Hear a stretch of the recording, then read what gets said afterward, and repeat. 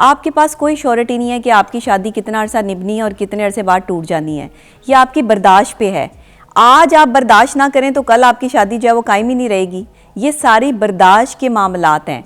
इसीलिए बर्दाश्त का हुक्म इस्लाम दे रहा है कि एक दूसरे को बर्दाश्त करना है। मियाँ बीवी कंपैटिबल कभी भी नहीं हो सकते एक दूसरे के। आप मेंटल कंपैटिबिलिटी की बात करते हैं, उसमें भी आपको एक बंदे को झुकना पड़ेगा, एक बंदे को बर्दाश्त करना पड़ेगा, दूसरा बंदा तब जाके आपके साथ निभा पाएगा। क्योंकि आपके दोनों जूते जो हैं वो एक ही पाँव के नहीं होते। आपका राइट साइड का जूता राइट में है, लेफ्ट का लेफ्ट में है। दोनों कंपैटिबल कब बनते हैं? जब आप राइट का राइट में और लेफ्ट का लेफ्ट में पहनते हैं। और हाँ, बनावट एक जैसी है, उसका स्ट्रक्चर एक जैसा है, कंफर्ट जोन भी एक जैसा है, लेकिन वो जो बनाया गया है ये समझें कि वो एक राइट है और एक लेफ्ट है, एक मशरिक है और एक मगरिब है। तो मियाँ बीवी कंपैटिबल तब बनेंगे जब वो बर्दाश्त को दरमियान में रखेंगे, एक दूसरे को स्पेस देंगे, एक दूसरे की इज्जत करेंगे। ज़िंदगी में कोई भी रिश्ता बग़ैर इज्जत के आप नहीं निभा सकते। दुनिया का हर रिश्ता जो है, और ख़ास तौर पे मियाँ बीवी का रिश्ता इज्जत पर है, इज्जत पे कायम हुआ है। आप जितनी एक दूसरे की इज्जत करेंगे मोहब्बत उतनी बढ़ती जाएगी। बीवी के हकूक़ क्यों हैं कुरान पाक में? शौहर के हकूक़ क्यों हैं? एहतराम क्यों है? मियाँ बीवी गाड़ी के दो पहिए हैं, एक अतात के साथ है, एक वफादारी के साथ है। क्या बात है नबिया। एक कॉल शामिल करेंगे। अस्सलाम वालेकुम जी। वालेकुम अस्सलाम। फिजा कैसी हैं आप? ठीक ठाक। क्या नाम है आपका? मेरा नाम सामिया है। सामिया फैसलाबाद से। कैसी हैं? तो जी, सबसे पहले मैं आपके प्रोग्राम में आपको मुबारकबाद देना चाहूंगी फिजा, जिस तरह से आप अच्छे अच्छे टॉपिक्स को उजागर करती हैं।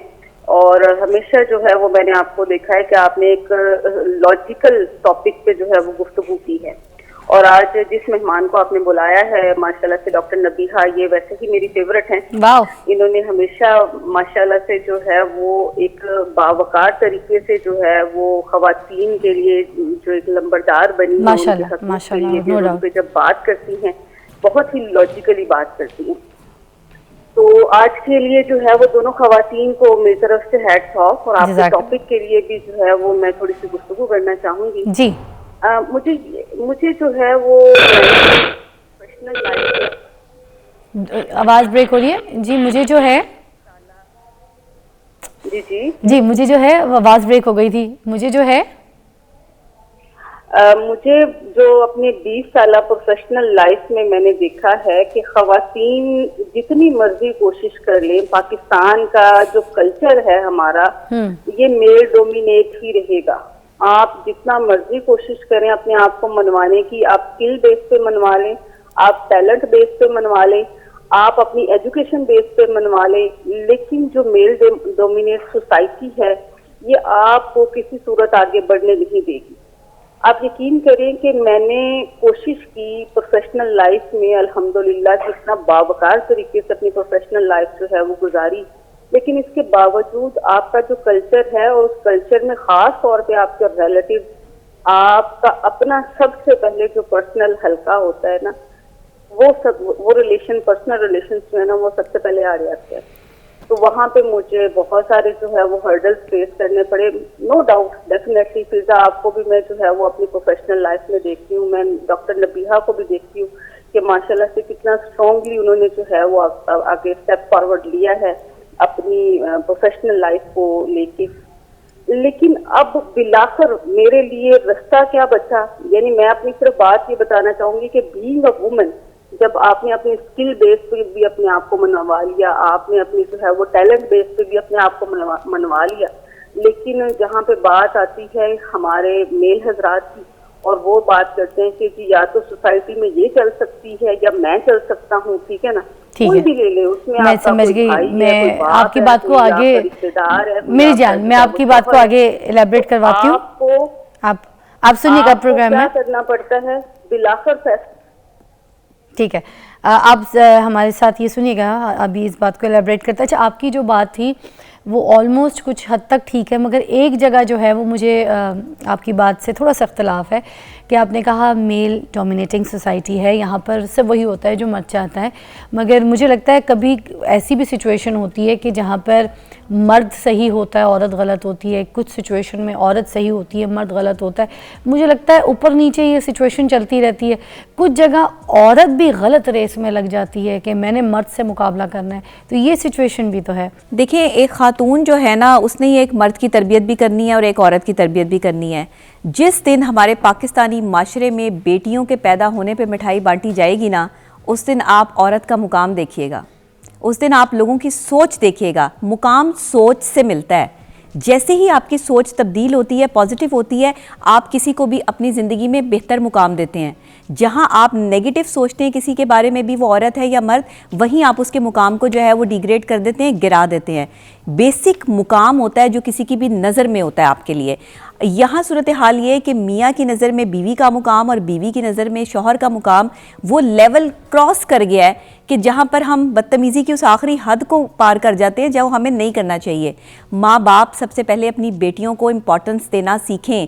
आपकी बेटियाँ ही आपके बुढ़ापे का सहारा है, आपके बेटे बुढ़ापे का सहारा नहीं है। हमारे माशरे में अगर लड़की की शादी नहीं हो रही, अच्छा रिश्ता नहीं आ रहा और उसकी उम्र निकल गई है शादी की और वो घर बैठी है, तब भी उसको कसूरवार ठहराया जा रहा होता है और घर वालों का रवैया उसके साथ टोटली चेंज हो जाता है। आप क्या कहेंगे ऐसी घर बैठी लड़की के लिए जिसका रिश्ता नहीं आया है, जिसकी शादी नहीं हुई? देखिए, इसमें उस बेचारी लड़की का तो कोई कसूर नहीं है कि जिसका रिश्ता नहीं आ रहा या जिसका रिश्ता नहीं हो रहा, या कोई ऐसे सर्कमस्टांसेस हैं, चीज़ें हैं जो उस लड़की के जो है वो लेवल को नहीं मैच कर रही हैं। कंपैटिबल लेवल पे मैच पे शादी करनी चाहिए। दो ख़ानदानों में शादी होती है, ख़ानदान के ख़ानदान उजड़ जाते हैं अगर आप जो है वो अपने लेवल के लोगों में शादी नहीं करते। देखिए, एक बंदा अगर जो है वो मीडियोकर है तो उसको नहीं चाहिए कि वो बहुत अमीर ख़ानदान में जो है वो अपनी बेटी की शादी कर दे। उसकी वजह ये कि वहाँ जाके तौर तरीके मामलात कुछ और होंगे, आपकी बेटी के तौर तरीके और मामलात कुछ और होंगे। या तो आप पहले देखें, प्रॉपर कोई ट्रेनिंग सेंटर नहीं हमारे पास, हम प्री मैरिज काउंसलिंग की तरफ नहीं आते, प्रो मैरिज काउंसलिंग की तरफ नहीं जाते। जब तक हम प्री मैरिज काउंसलिंग नहीं करेंगे, शादी से पहले बच्चियों को और बच्चों को ये नहीं समझाया जाएगा कि शादीशुदा लाइफ गुजारने के अच्छे असूल क्या हैं, एक शौहर बनके आपको कंफर्ट जोन कैसे मिल सकता है, एक बीवी बनके आप जो है वो एक अच्छा घर कैसे बसा सकती हैं, जब तक ये एलिमेंट सामने नहीं आएंगे तब तक आप दुनिया का जितना मर्जी कोशिश कर लें, आप इस रिश्ते को नहीं निभा सकते। क्योंकि देखें, अब हमारे पास बड़े तो है रहे नहीं, अब जो बड़े थे वो या तो बेचारे जो है वो इस दुनिया से रुखसत हो गए, या फिर बड़े इतने बूढ़े हो चुके हैं कि शायद अब उनके पास इतनी समझ बूझ उस तरह नहीं है कि, और हम उनकी बात भी नहीं सुनना चाहते, उनके पास बैठना भी नहीं चाहते, तो फिर कौन समझाएगा। अगर लोग माहिर एहसासियात होते तो हम जैसे माहिर नफ्सियात की ज़रूरत ही ना पड़ती आपके माशरे में। आज के दौर में भी लड़की जो है अपनी पसंद का इजहार नहीं कर सकती, घर वालों का रवैया चेंज हो जाता है, पसंद की शादी करना तो दूर की बात है। देखिए, पसंद की शादी जो है वो अपने वालिदैन से क्लियरली शेयर नहीं कर पा रहे आज की नौजवान नस्ल, तभी तो जाके बेरारवी हो रही है, तभी तो जाके फिर वो अपनी मर्जियाँ करते हैं, अपनी मर्ज़ी से जो है वो बाहर शादियाँ कर लेते हैं। फिर वालिदैन जो है वो कहते हैं कि इसने हमारी इज़्ज़त का जनाजा निकाल दिया, इसने हमारी इज़्ज़त को ख़राब कर दिया। इस्लाम कह रहा है कि निकाह को आम करो। आपका बेटा या बेटी जब जवानी में पहुंच जाते हैं और उनकी कोई पसंद है तो आप उनकी पसंद का एहतराम करें। शादी दो लोगों ने गुजारनी है। ये जो हमारे यहाँ दो ख़ानदानों का कॉन्सेप्ट है ना, इसको ख़त्म किया जाए। ये मेरी रिक्वेस्ट भी है, मेरी अपील भी है। जो लोग मुझ पर इस पर क्लेम करना चाहें वो क्लेम भी कर सकते हैं, लेकिन माजरत के साथ आपने जो एक प्रेशर डाल दिया 20-22 साल की लड़की पे कि पूरा ख़ानदान संभाले आगे जाके, उसका कसूर क्या है? ट्रेनिंग तो आपने उसको दी नहीं। आप अपने घर से उसको 20-22 लोगों को संभालने की ट्रेनिंग दे रहे हैं और आप इतने बड़े ख़ानदान में उसकी शादी कर रहे हैं जहां उसकी नंदे हैं, देवरानियां हैं, जिठानियां हैं, सबका उसी ने करना है। जो अब एक और पहलू जो मुझे लगता है ज़रूर डिस्कस होना चाहिए इससे पहले कि हमारा प्रोग्राम का टाइम ख़त्म हो जाए जी। अब एक तलाक याफ्ता औरत है, औरत की तलाक हो जाए तो सबसे पहले पूरे माशरे में उसको कसूरवार ठहराया जाता है कि इसकी वजह से घर ख़राब हुआ है, या फिर माशरे में उसको बड़े आम लफ्ज़ों में कहा जाता है देखो तलाक लेके बैठी है। और तलाक लेके अगर कोई औरत बैठ जाए और तलाक की याफ्ता और डिवोर्स जो, उसका तैयार होना इस माशरे में बुरा समझा जाता है, उसका फैशन करना माशरे में बुरा समझा जाता है, उसका अपने दोस्तों में उठना बैठना, लोगों के साथ हंसना बोलना वो बुरा समझा जाता है, माशरे में कामयाब होना वो बुरा समझा जाता है। या अकेली वो रह रही हो तो भी माशरा उस पर उंगली उठाता है, अकेली रह रही है, मर्द से तलाक लेके बैठी है, ख़राबी होगी, बाजारू होगी, ऐसे लफ्जों से नवाजा जा रहा जी, होता है। बिल्कुल। इस मामले में भी औरत को कसूरवार ठहराया जा रहा होता है। Why is that? बड़ी गलत बात है, क्योंकि देखें तलाक तो जो है वो मर्द ने दी है ना, तलाक का जिम्मेदार तो मर्द है। उसने तलाक ना दी होती तो उसको तलाक कैसे होती? सवाल तो यहाँ ये उठता है माशरे में। अगर औरत तलाक ले ले, चले औरत तलाक ले ले, वो खुला ले सकती है, और अगर मर्द जो है वो फिर भी एग्री करेगा तो ही उसको तलाक देगा ना। मर्द की जो है वो हाँ होगी तो ही तलाक होगी, तो फिर मर्द भी तो कसूरवार है ना। और ऐसा कैसे हो सकता है कि ताली आप एक हाथ से जो है वो हवा में बजाते रहे? ताली दोनों हाथों से बजती है, और दोनों हाथ जो है वो इसके लिए जरूरी हैं। ब्लेम तो आप ये टेबल पे भी ताली तब बजाएंगे जब टेबल होगी, ऐसे जो है वो हवा में तालियां नहीं बजा सकते आप। तो इसलिए मियाँ बीवी जो है वो दोनों जिम्मेदार हैं तलाक के। कोई एक बंदा आप जो स्पेसिफिक एक औरत को इल्ज़ाम ठहराते हैं कि यही जिम्मेदार है, इसने तलाक ली है तो यही जिम्मेदार होगी, नहीं, आपके बिहेवियर जिम्मेदार हैं। आपके रवैये गलत हैं एक दूसरे के साथ जो आपको तलाक हो रही है।